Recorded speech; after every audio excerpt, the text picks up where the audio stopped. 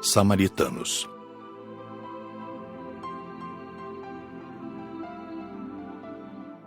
No outro dia, logo após a oração matinal, foi dado o alarme. Aproximavam-se os samaritanos. Continuamos no pátio para esperá-los. O portão foi aberto e eles entraram. Vieram em veículos que não há como descrever. Não há condições de transmitir situações idênticas, porque não são iguais nos dois planos de vida. Só posso transmitir semelhanças de estados psíquico e espiritual. Podem haver semelhanças visuais, mas não fatos iguais no conteúdo externo e interno. Ficamos a observá-los, menos Joaquim, que foi ajudá-los. Samaritanos são os trabalhadores do posto que saem pelo umbral a socorrer os que querem auxílio. Estavam vestidos, para melhor trabalhar, de botas altas e capas com gorro de tonalidades do bege ao marrom claro, como as que usamos para atravessar o umbral. Os socorridos estavam seminus, e os poucos vestidos tinham suas roupas sujas e em farrapos. Apiedamo-nos. Estavam sujos, com cabelos e unhas grandes. Uns falavam, outros permaneciam como múmias. Não se mexiam, embora estivessem com os olhos abertos e aterrorizados. Muitos gemiam tristemente. Por um instante, entristeci. Ver aqueles irmãos daquela forma era comovedor. Nunca pensei em ver tanto sofrimento. Muitos apresentavam sinais de torturas. Ficamos em silêncio. Parece que por momentos não tivemos vontade de falar. A cena nos comoveu. Uma senhora socorrida, ao ver uma das trabalhadoras, exclamou: "Um anjo! Você é um anjo! Socorra-me, pelo amor de Deus!" Os socorridos foram levados para uma enfermaria própria, especial, para serem limpos e alimentados. Depois seriam encaminhados para as enfermarias e separados conforme seu estado. Por favor, deixe-me ficar com ela. Um homem segurava a mão de uma mulher que dormia em pesadelo. Providenciarei para ficarem juntos. Obrigado. Um samaritano respondeu. Guilherme confirmou o pedido. Ficarão juntos. Normalmente, pelos seus estados, seriam separados. Mas aqueles dois estavam unidos. E o homem, em estado melhor, se preocupava com a mulher, em condições piores. Notava-se que se amavam. Ainda bem que ficaram juntos, pensei. O grupo de samaritanos era formado por 2 mulheres e 6 homens. Cumprimentaram-nos sorrindo e foram guardar os veículos. Em seguida, esses trabalhadores iriam alimentar-se e descansar. Aproximamo-nos admirando sua coragem e abnegação. Indaguei a um deles. Gosta desse trabalho? Faz isso há quanto tempo? Amo ir à procura dos que pedem auxílio em nome de Deus. Fui socorrido por uma caravana como esta, há 15 anos, neste posto. E há 5 anos estou nesse trabalho. Como se sente a senhora sendo mulher num trabalho que exige tanta coragem? Indagou o nosso distraído Zé a uma das trabalhadoras, uma moça de seus 30 anos e muito bonita.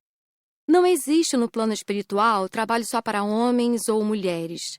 Aqui somos criaturas de Deus. Gosto do que faço. Cada vez que regresso ao posto com irmãos sofredores, é alegria para o meu coração. A caravana trouxe 21 socorridos. Esses trabalhadores ficam dias pelo umbral. Vão a todos os lugares onde há necessitados, socorrendo sempre muitos irmãos. O tempo de permanência no posto varia de 2 a 3 dias. Nesse tempo, fazem planos, traçam rotas para o próximo socorro. Logo depois de os socorridos terem sido recolhidos, a torre deu o alarme. O som é uma campainha suave. Há 4 modos de dar o alarme. 3 curtos, como foram dados para os samaritanos, aproxima-se diligência do bem. Um toque suave e longo significa aproximação de irmãos ignorantes. Outro toque mais alto é para alertar sobre ataques. O que tem um som diferente avisa que o posto está para ser atacado por muitos espíritos. Nada de escândalos, tudo é tranquilo. Porém, o som é ouvido até onde estão as pessoas que necessitam ser alertadas. A campainha não toca nas enfermarias. O guarda da torre nos disse que se aproximava um grupo de 10 irmãos trevosos. Esperemos para ver o que querem, Disse Guilherme. Novamente, o guarda disse que o grupo havia parado a alguns metros. Logo escutamos gritos. O que eles gritam? Indagou Luísa. Dizem Valéria? Acho que é Venâncio. Disse James. Um dos socorridos saiu do pátio desesperado. É este. É Valêncio. Explicou um samaritano. O homem estava em horrível estado. Fora torturado e se mostrava muito machucado. Os sinais de tortura marcaram-lhe todo o corpo. Guilherme e um dos trabalhadores o pegaram, levando-o novamente para dentro. Frederico nos explicou. Este socorrido estava sendo torturado por esse grupo. Arrependeu-se e pediu a tempo auxílio em nome de Deus. Desta vez os socorristas o trouxeram e seus carrascos vieram atrás dele. Vão levá-lo agora para uma câmara, onde não escutará esses chamados. O que será que ele fez para ser tratado assim? Indagou Glória com piedade. Infeliz de quem faz maldades, porque nem sempre quem as recebe perdoa. Chega um dia em que a morte faz com que se encontrem. Certamente o torturaram por vingança. Esclareceu Frederico. Se eles gritassem meu nome, ficaria como ele desesperada? Perguntei impressionada. Frederico sorriu e disse. Certamente que não. Você não tem vínculos com eles.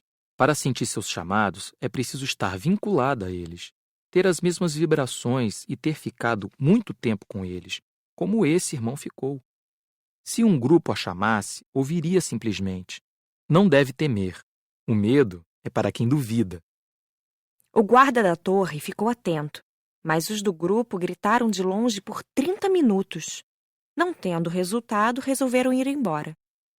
E se atacassem? Perguntou Luísa preocupada.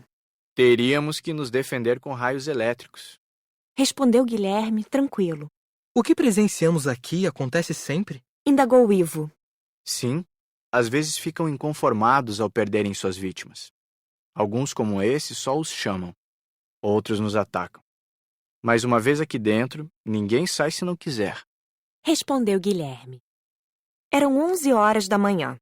Hora de partirmos. Despedimo-nos alegres, pois voltaríamos ao posto para estudar o umbral. Guilherme nos agradeceu. E Raimundo retribuiu os agradecimentos em nome de todos. Saímos pelo portão e em fila. Iríamos a pé até o Caridade e Luz e então tomaríamos o aeróbus que nos levaria de volta à colônia. No umbral estava frio, mas não percebíamos. Como já disse, aprendemos a neutralizar a temperatura exterior. É fácil aprender. Estudei o assunto no curso de alimentação que fiz na colônia e transcrevi no livro Violetas na Janela. O desencarnado que não sabe neutralizar a temperatura exterior sente frio e calor.